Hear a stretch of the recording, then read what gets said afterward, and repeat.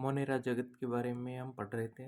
Monera जगत में आज हम पार्ट 9 डिस्कस करेंगे। इसके अंदर हम विभिन्न जीवाणुओं के बारे में जानकारी प्राप्त कर रहे थे। जैसे कि हमने पढ़ा माइकोप्लाज्मा, साइनोबैक्टीरिया, आर्किबैक्टीरिया, बैक्टीरिया। इसी क्रम को आगे बढ़ाते हुए एक्टिनोमाइसीटीज के बारे में पढ़ेंगे। ये भी एक जीवाणु है।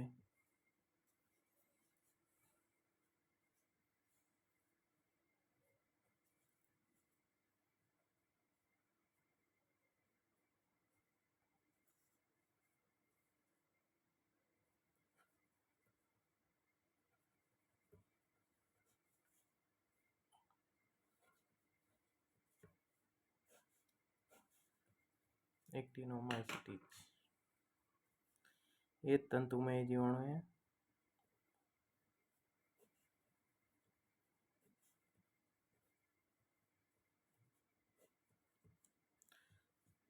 कवक व जीवाणु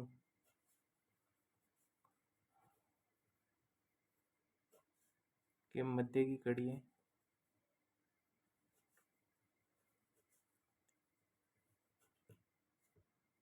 इसको आभासी कवक भी कहते हैं। आभासी कवक यानी फालसी पंगी।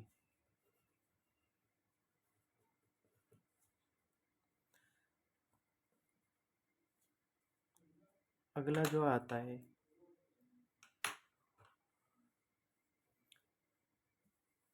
इसी के अंदर एग्जाम्पल है माइको बैक्टीरियम ट्यूबरक्लोसिस।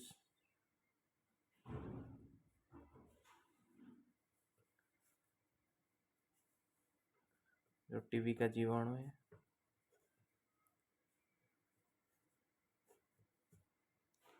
इसके अंदर कोशिका भित्ति में माइकोकोलिक एसिड उपस्थित होता है। इसमें कोशिका भित्ति में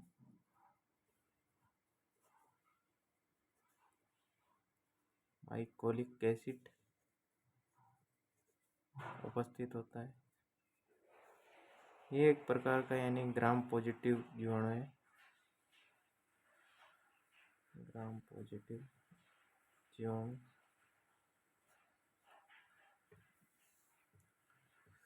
इसी के अंदर एक और एग्जाम्पल है एक्टिनोमाइसीटीज के अंदर टिकोइक एसिड फ्रेंकिया।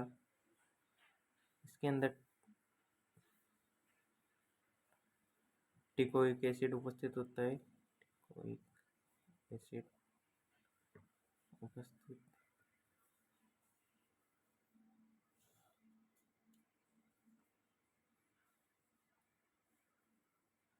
अगला जो एग्जाम्पल है फ्रेंकिया। ये एलनस की जड़ों में एलनस और केजोराइना जो कि नॉन लेग्यूम प्लांट्स है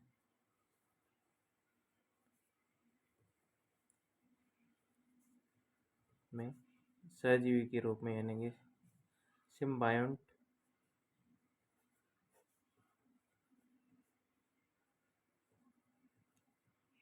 सहजीवी के रूप में उपस्थित होता है।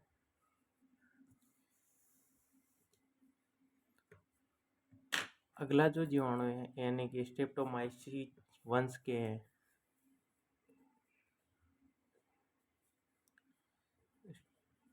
स्ट्रेप्टोमाइसीस वंश के जो कि एंटीबायोटिक उत्पादन करते हैं।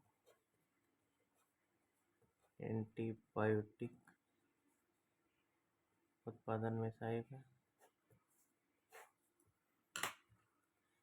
इसके अंदर हम प्रथम जीवाणु से प्राप्त एंटीबायोटिक जो कि स्ट्रेप्टोमाइसिन है और प्रथम कवक से प्राप्त एंटीबायोटिक पेनिसिलिन है।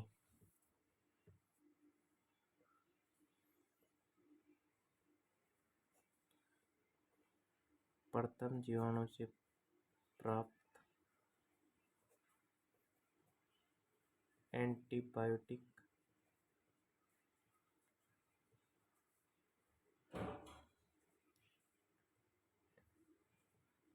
स्ट्रेप्टोमाइसिन है, जबकि प्रथम कवक से प्राप्त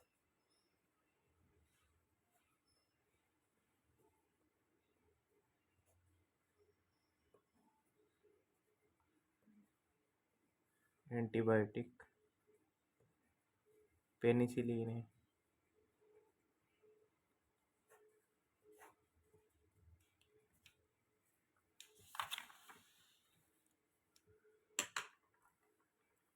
अगला जो है रिकेट्सिया,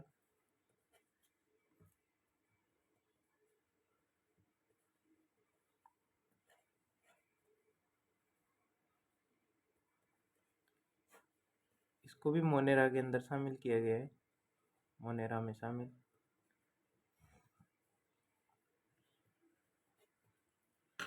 विषाणु और जीवाणु के मध्य की कड़ी है रिकेट्सिया, जीवाणु और विषाणु के बीच की कड़ी है।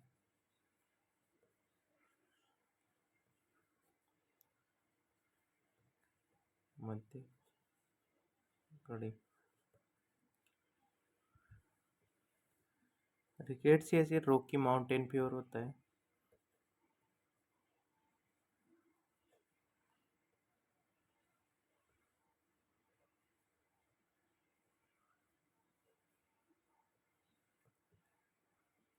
इसके एग्जाम्पल हैं टिक्स, माइट जिसको चीचड़े बोलते हैं, लाइस जौ में परजीवी। अगला जो एग्जाम्पल है क्लेमाइडिया,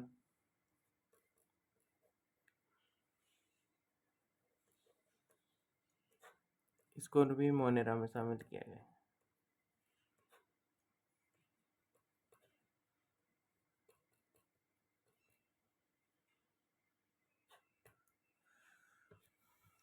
ये हो गए हमारे एग्जाम्पल, जैसे कि actinomycetes, streptomyces, rickettsia, chlamydia, mycoplasma, archaebacteria, cyanobacteria, ये एग्जाम्पल देखे थे। अब हम जानेंगे बेनिफिट्स ऑफ बैक्टीरिया और बेनिफिट्स लॉस ऑफ बैक्टीरिया, यानी कि जीवाणु से लाभ और जीवाणु से हानि।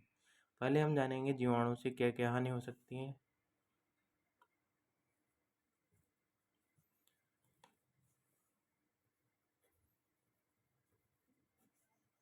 जीवाणुओं से हानि,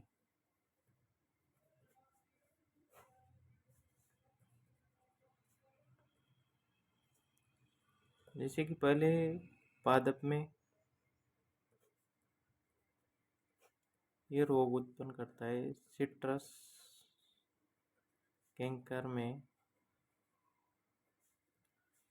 Xanthomonas citri,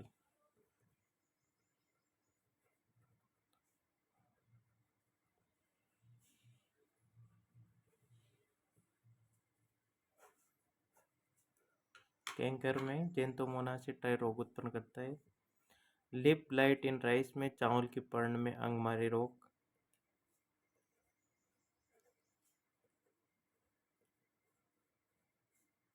blight in rice,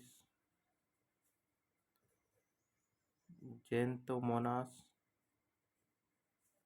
Oryza, चावल में पर्ण अंगमारी रोग।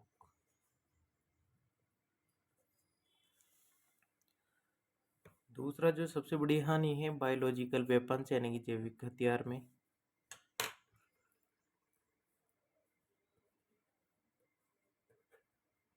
बायोलॉजिकल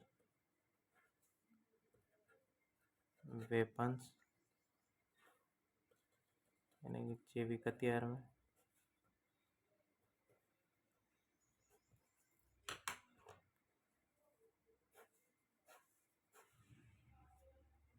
पहला है एंथ्रेक्स, एंथ्रेक्स को बायोलॉजिकल वेपन्स के हथियार के रूप में यूज किया जाता है। एंथ्रेक्स, विब्रियो, क्लोस्ट्रिडियम बोटुलिनम,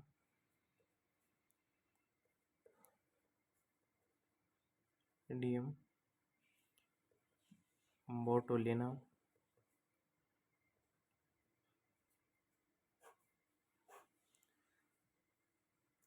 जीवाणु से हानि में पद्मेसिट्रस canker, xanthomonas citri, leaf blight in rice में जेंथोमोनास ओराइजा, चावल में पर्ण अंगमारी रोग होता है।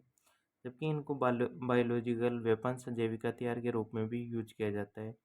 सबसे प्रथम यानी कि बायोलॉजिकल वेपन्स के रूप में जो यूज किया जाता है उसको है एंथ्रेक्स, दूसरा है विब्रियो, तीसरा है क्लोस्ट्रिडियम बोटुलिनम।